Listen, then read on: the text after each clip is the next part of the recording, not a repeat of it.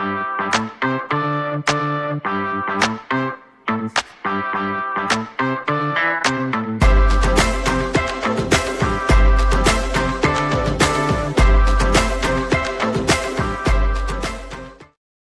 everybody, and welcome to another episode of Twice as Lively with Ken Heckenlively. That would be me, your host. It is a Sunday afternoon. I have my Pete's coffee. That would be a cafe Americano with a little bit of milk and honey, because I always like a little bit of sugar with my caffeine. And I know you do too. So let's go straight to that simultaneous sip. Yes, we get the energy to talk, think, and ponder today's events. Here we go. Do you have that sip ready? Here we go.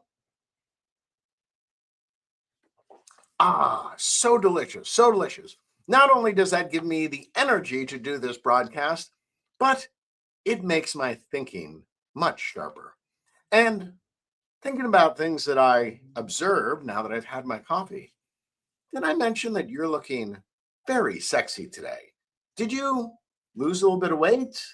Did you get a new haircut? Did you get some new clothes? Have you been working out? Because you are looking very nice today. All right, the title of my broadcast today is Seth Rogen is a Good Dude. Now, you may be asking yourself, why, Kent, are you, a conservative, saying that Seth Rogen is a good dude?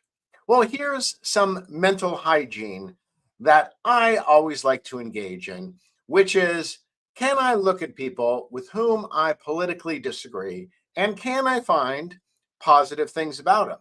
I think life is not just about noticing the differences you have with people, but also noticing some areas where you may admire them. And I have to say, there are a number of things about Seth Rogen that I admire.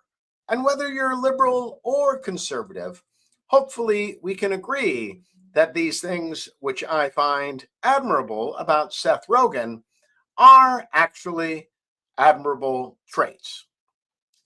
So, as you may know, there is a new movie out called The Invite, which stars Seth Rogen, directed by and starring Olivia Wilde. You've got the always beautiful Penelope Cruz and the always entertaining Edward Norton. What a great cast. Yes, when I heard that that was the cast, I thought, wow, that's a movie I want to go to. Then when I heard the premise, I thought, wow, that sucks. I have no interest in going to see that movie. But I checked myself because I thought, it's got Seth Rogen. Seth Rogen has impressed me over the years, and I thought that I would give the benefit of the doubt to Seth Rogen and go to see The Invite. So if you know, the story is ostensibly about two couples who decide to get together for dinner, and one of the couples is a swinger couple and wants to get the other couple involved in their activities. Well, that's the setup, but it goes to some different places, and it's got the titillation aspect to it, but it eventually ends up going someplace different, and I think much more interesting. And to me, it's really a testament to Seth Rogen, because I'm assuming that since he is the star, he is the one who got it going. So even though he did not develop it, as far as I know, the writers were Will McCormick, Rashida Jones, whom you may know from Parks and Recs, and Cecil Gay. It says based on the motion picture Sentimental. So I don't really know what that means. Probably some French film, right? Okay. So it went to some interesting places, and it got me thinking about Seth Rogen, because I have written about Seth Rogen. I have written extensively about Seth Rogen. I didn't think I would end up liking Seth Rogen as much as I came to like and deeply respect him. So I wrote this book, Inside the Sony Hack. It is my least successful book, but I think it's really a very interesting book. So let me give you the setup. In, what was it, 2014, Seth Rogen and James Franco, I believe. Was it James Franco? Yep, James Franco. Seth Rogen and James Franco were making a movie called The Interview, which dealt with some Entertainment Tonight type hosts getting an interview with Kim Jong-un and then being recruited by a CIA plot to assassinate the North Korean dictator. But supposedly, North Korea got very upset at that, turned out hacking Sony Pictures and then releasing a whole bunch of embarrassing emails and financial information on the web, which ended up resulting in the resignation of Amy Pascal, who had been the co-head of Sony Pictures. Well, it turned out that I knew some people who were cybersecurity experts who had been brought on to check the security systems of Sony Pictures. And they told me a story very different than the one which was told in the mainstream press. Sony Pictures had undergone a massive firing, downsizing. They had fired a lot of people, including some people who had worked in their cybersecurity department. In fact, this cybersecurity company had done a deep dive into the Sony hack, and they had concluded that North Korea had not hacked Sony Pictures, but it had been hacked by a former disgruntled employee, and they ended up presenting their findings to the Pentagon, after which time the Pentagon had them sign a 5-year non-disclosure agreement. So these individuals waited till that time was up. Then they talked to me on the record, and that series of interviews turned into my book, Inside the Sony Hack. One of the things that I looked at throughout that book is the presence of our intelligence agencies in Hollywood. In other words, are the spooks in our government influencing Tinseltown? The best answer that I came up with is probably the spooks are influencing what shows up on your movie screens. Case in point. So Seth Rogen and his writing partner were putting together the script for The Interview. They made it very much like the movie The Dictator, which was some anonymous Middle Eastern dictator. And in their story, in their original story, the dictator was an anonymous Asian dictator, somewhat patterned after Kim Jong-un, but not so on the nose, if you will. Well, Sony Pictures has had a long time relationship with the Rand Corporation. If you know the Rand Corporation, they were kind of the bad guys of Vietnam, and they see, and somebody, I want to make sure that I say this correctly. There were experts from the Rand Corporation who were consulted by the makers of The Interview. Also, the other co-CEO of Sony Pictures was a guy named Michael Linton, who sat on the board of the Rand Corporation. Michael Linton had suggested that an expert from the Rand Corporation be brought in to consult on the interview. This consultant for the Rand Corporation was a longtime North Korea hawk who thought that the North Korean leader should be overthrown.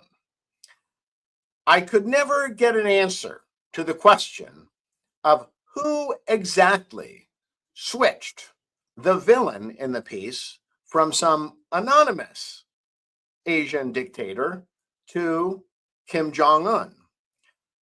All I got was that one of the writers had said that one of the executives, which would include Michael Linton, suggested that rather than an anonymous Asian dictator, they be a little bit more provocative, and they name Kim Jong-un as the villain of the piece, who ends up getting blown up at the end of the film.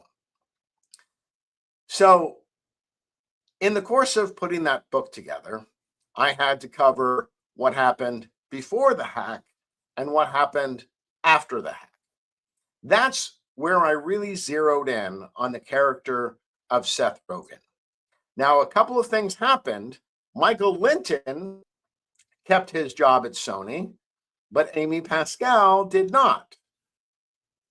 Kind of to justify it, she had said some unkind things in her private emails.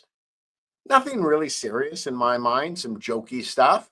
But in reading them, as I did, I kind of felt like, okay, I understand a little better now what it's like to be a chief executive of a Hollywood studio and be dealing with these narcissistic stars, many of whom are not that nice behind the scenes.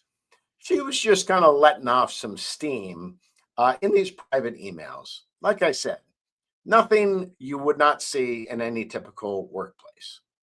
But what really stuck out to me is how good of a human being Seth Rogen was during the whole controversy. So, as Amy Pascal was getting crucified, Seth Rogen really seemed to stand up for her.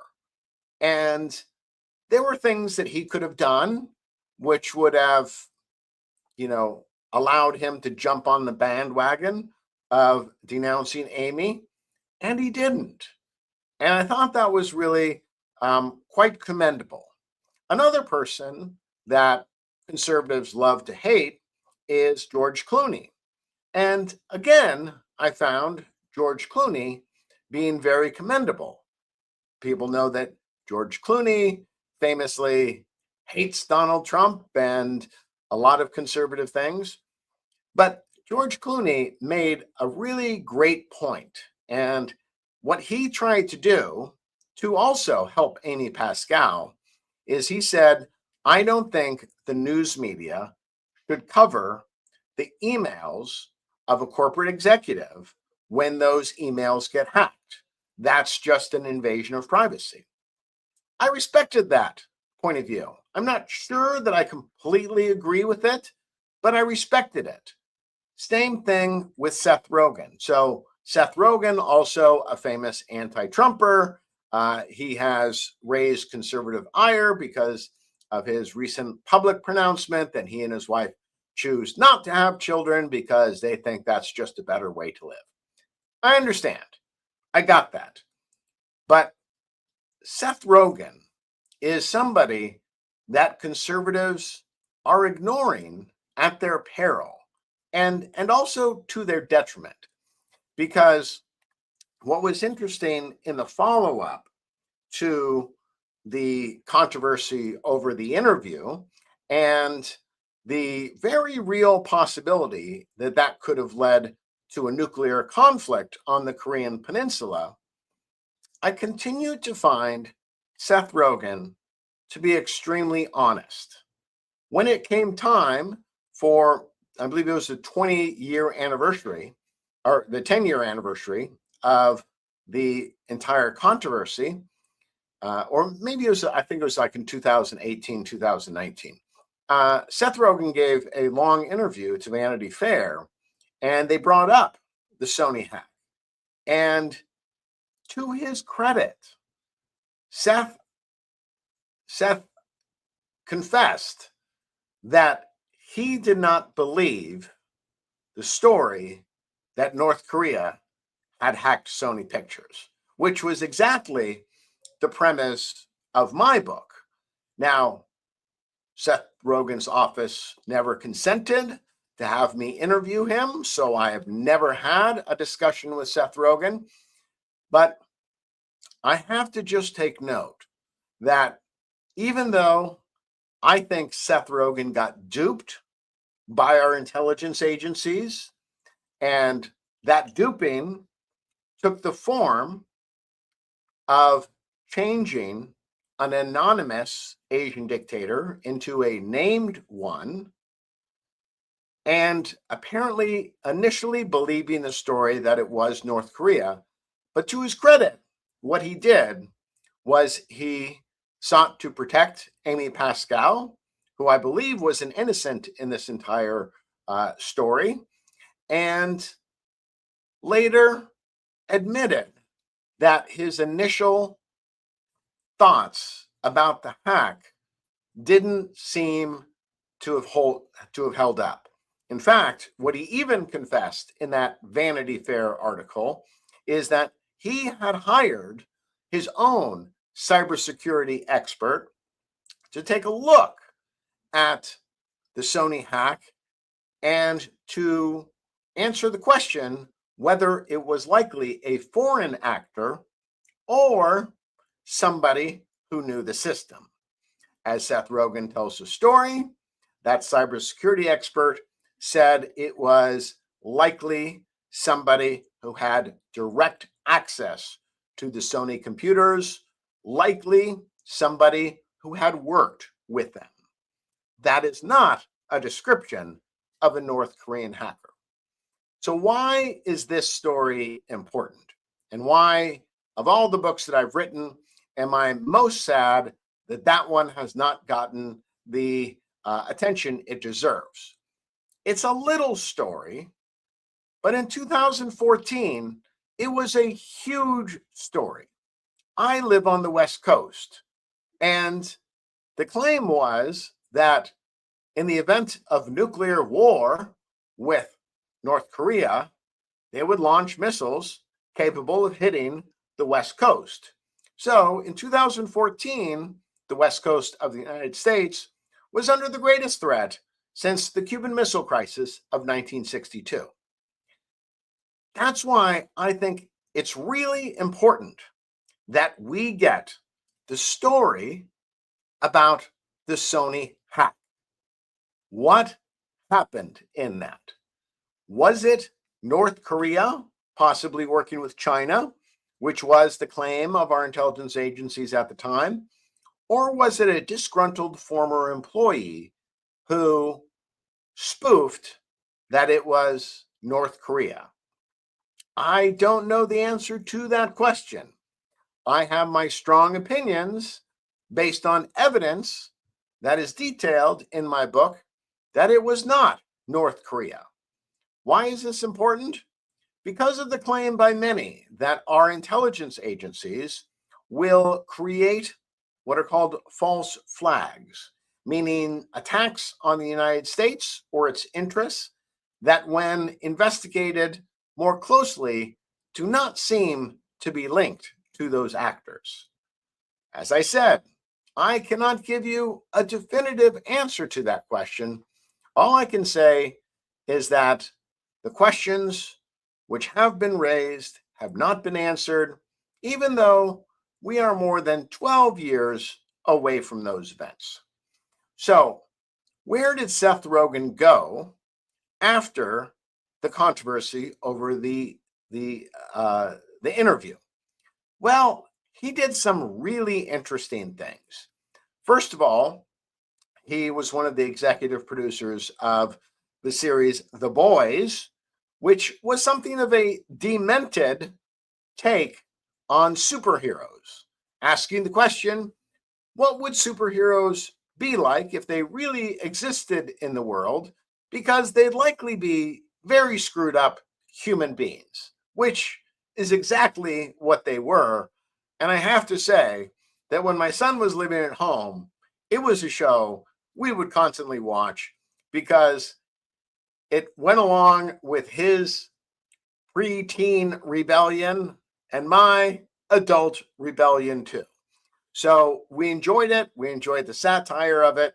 And we thought, yeah, if there were superheroes, they probably would be just as screwed up as the characters in Seth Rogen's The Boys. And so I remember thinking, The Boys was just a brilliant piece of storytelling. And I think credit to that goes not just to the creators, but the producer, Seth Rogen, who realized that the story of The Boys spoke to our own time. Then I kept looking for other examples of Seth Rogen doing really first-rate work. And I'm an enthusiastic watcher of his new series, The Studio, which is about behind the scenes at a Hollywood studio. And yes, it's just as screwed up as you think it is. So every time I see a Seth Rogen production, I say to myself, it's going to be interesting. It's going to be thoughtful. Is Seth Rogen a big time liberal? Yeah. Does all the pot smoking annoy me? Yeah, it does. Does him saying that it's better to go through life without kids? Yeah, that annoys me too. But the quality of his work and the integrity of his actions speak for themselves. And so it was with all of that that I went to go see The Invite. And I'm thinking, okay, one couple gets together with another couple and they want to have sex. All right, this is going to be boring, maybe a little bit titillating. Um, but then, I'm thinking that this is what attracted Seth Rogen to the piece. If he didn't already have a whole lot of, I don't think he had a lot of input into it, but to his credit, he recognized his quality. And so as the movie was getting towards the inevitable buildup of one couple asking the other couple if they want to have sex, I was saying to myself, oh God, am I going to put up with this? What's going to happen? And then some stuff happened, which was really interesting and took the movie in a different direction. Basically, the couple played by Seth Rogen and Olivia Wilde were a very unhappy and bitter couple.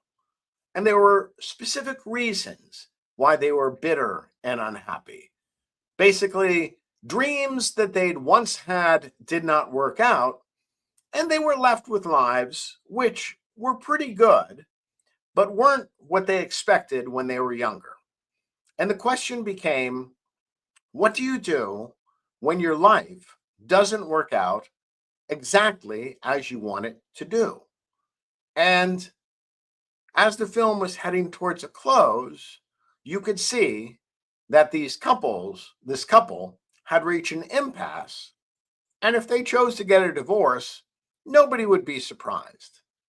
But this is what I love about a Seth Rogen project, is he knows what we're expecting, and then he throws a zinger at us. And the zinger is that this couple could have chosen to get a divorce, or they could act like adults, accept that things hadn't turned out exactly the way they wanted, and they could make a decision whether to be happy, even though things hadn't turned out exactly the way they wanted. And so, in a society where it seems like we're all too willing to jettison relationships that are troubled, I found it to be an act of courage and an act of optimism that at the end of the film, you get the sense that they're going to figure it out. That at the end of the film, they were different people than they'd been at the start of the film. And the whole group sex idea was just sort of a diversion to get to a deeper place. And so I was actually quite happy to hear that the film has now made about $25 million. So I'm thinking it's going to be a success. I wouldn't expect it to get much more than maybe 30 or 40 million dollars, but I'm expecting it to cost like 5 or 10 million dollars to make. I mean, you had 4 actors and basically one location. So it was a good, interesting film. I think I could have done without the group sex angle, but it went to someplace interesting. And so I think that Seth Rogen, despite our political differences, he's somebody that if I met him in real life, I'd say, Seth, you're a really good dude. I just want to say that to you, person to person. We'll probably disagree on a lot of things, but I think you have integrity and I think you're a good thinker. Now, my idol, the sadly deceased Scott Adams, always talked about how you should figure out good things to say about people with whom you disagree. Because if you only see the other side as bad, well, you're probably missing a lot. We all have shades of gray, and we should look for the things that we admire as well as the things that we disagree with a person about. So that's what I have to say on a Sunday afternoon. Hopefully, this is not the best part of your day. Hopefully, the best part of your day is you having real conversations with people who are physically present in front of you. And that's the wonderful thing about life. All right. Have a great day, guys.